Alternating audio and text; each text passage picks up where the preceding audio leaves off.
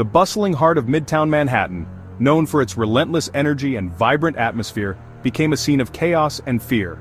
People who were just starting their day were suddenly thrust into a nightmare. On the morning of December 4, 2024, the city woke up to an unprecedented crisis. The city, accustomed to a frenetic pace, ground to a halt as news spread of a brazen attack. The usual hustle and bustle was replaced by an eerie stillness. Brian Thompson, the CEO of UnitedHealthCare, lay dead. His lifeless body was discovered in the heart of the city, sending shockwaves through the community.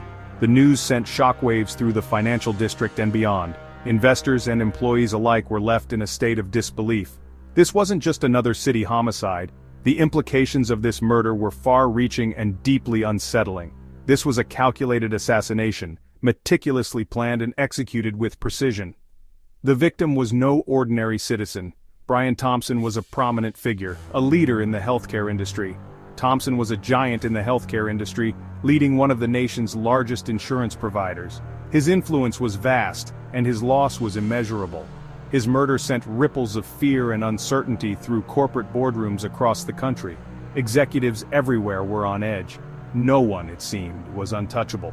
The sense of invulnerability that many high-profile individuals felt was shattered. The attack cut to the heart of American capitalism, exposing a vulnerability that chilled even the most seasoned executives. The very foundation of corporate America felt threatened. The question on everyone's mind was simple, yet terrifying. If it could happen to him, could it happen to anyone? The fear was palpable, and the uncertainty was overwhelming. The morning began like any other in Midtown. Commuters hurried to their offices, tourists navigated crowded sidewalks, and the city that never sleeps stirred awake.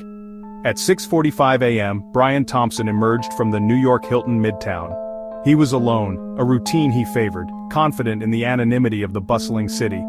As Thompson neared the hotel entrance, a figure emerged from the throng. He was nondescript, his face obscured by a black mask, blending seamlessly into the urban landscape.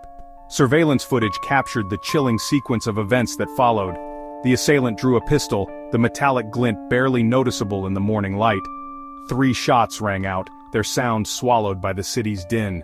Thompson crumpled to the pavement, clutching at his back as the gunman disappeared into the fleeing crowd. Panic erupted in the aftermath of the shooting, sending shockwaves through the bustling city streets. Passers-by scattered, seeking cover from the unseen threat, their faces etched with fear and confusion. Screams pierced the air as the gravity of the situation dawned on those nearby, turning a normal day into a nightmare. The gunman, however, remained calm amidst the chaos, his demeanor unnervingly composed. He moved with a chilling purpose, his escape route planned and executed with chilling precision, as if rehearsed. Initial reports suggested he'd fled on a city bike, taking advantage of the city's bike-sharing program to blend in and disappear. Lyft, the company operating the program, quickly refuted these claims, their GPS data placing all bikes in the vicinity accounted for, leaving investigators puzzled. The assailant had vanished into the labyrinthine streets of Midtown, leaving behind a trail of fear and speculation, his whereabouts unknown. The NYPD, renowned for its efficiency, faced a daunting task, their resources stretched thin as they combed through the city. The killer was a ghost, swallowed by the very crowds that were meant to provide safety in numbers, his identity a mystery. The city held its breath, waiting, watching, and wondering if the perpetrator would ever be brought to justice, the tension palpable in the air. The NYPD launched a full-scale investigation, determined to bring Thompson's killer to justice. Detectives descended upon the crime scene, their every move documented by a relentless media presence. Every piece of evidence, no matter how insignificant it seemed, was meticulously cataloged and analyzed. The pressure was immense. 3 bullet casings lay scattered on the pavement, grim reminders of the violence that had transpired. 3 live rounds were also recovered, indicating a chilling possibility. The gunman's weapon may have jammed, preventing further carnage. Each piece of evidence was scrutinized, hoping it would provide a clue, a thread that could unravel the mystery. Witnesses were interviewed, their accounts adding fragments to the puzzle. But the gunman, shrouded in anonymity, remained an enigma.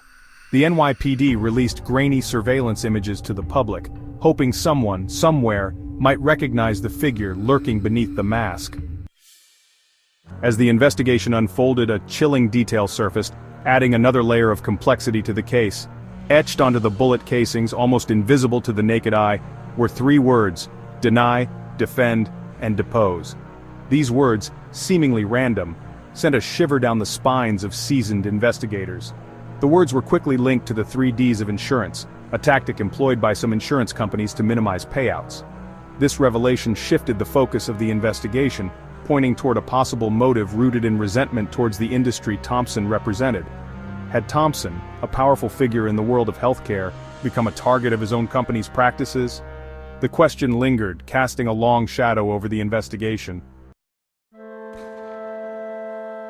The assassination of Brian Thompson ignited a firestorm of public scrutiny on the U.S. healthcare system. Thompson, during his tenure as CEO, had presided over a period of record profits for UnitedHealthCare. But these profits came at a time when millions of Americans struggled to afford even basic medical care.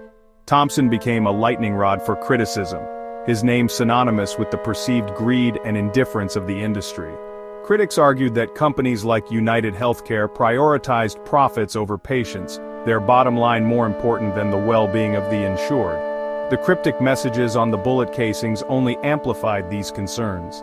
Had Thompson fallen victim to the very system he represented, a system accused of denying, defending, and deposing its way to record profits?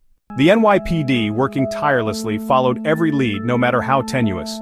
Each clue, no matter how small, was meticulously examined, as officers worked around the clock to piece together the puzzle. Search warrants were executed across the city, each location a piece in the puzzle of the killer's movements. From abandoned warehouses to upscale apartments, no stone was left unturned. A site in Manhattan's Upper West Side, visited by the suspect hours before the shooting, yielded potential clues. Witnesses reported seeing a man matching the suspect's description, adding another layer to the investigation.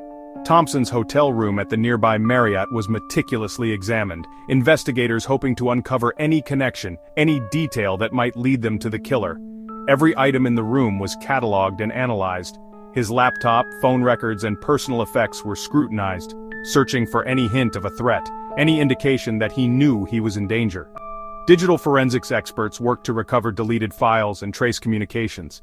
The investigation stretched beyond the city's limits, spanning state lines as the NYPD collaborated with federal agencies. This cooperation was crucial in tracking the suspect's movements and potential hideouts. The FBI, utilizing its vast resources, joined the manhunt, their expertise in profiling and tracking adding a new dimension to the investigation. With their advanced technology and experience, the FBI provided invaluable support to the NYPD. After the assassination, the city that never sleeps was still haunted by the specter of the unknown killer. The brazenness of the attack, the cryptic clues, and the shadow it cast over the healthcare industry captivated the nation. Brian Thompson's murder became a symbol of a system teetering on the brink, a stark reminder of the deep divisions within American society. The investigation remained active, a testament to the dedication of the NYPD. But as time passed, the trail grew colder. The killer, a phantom in the urban jungle, had seemingly vanished into thin air.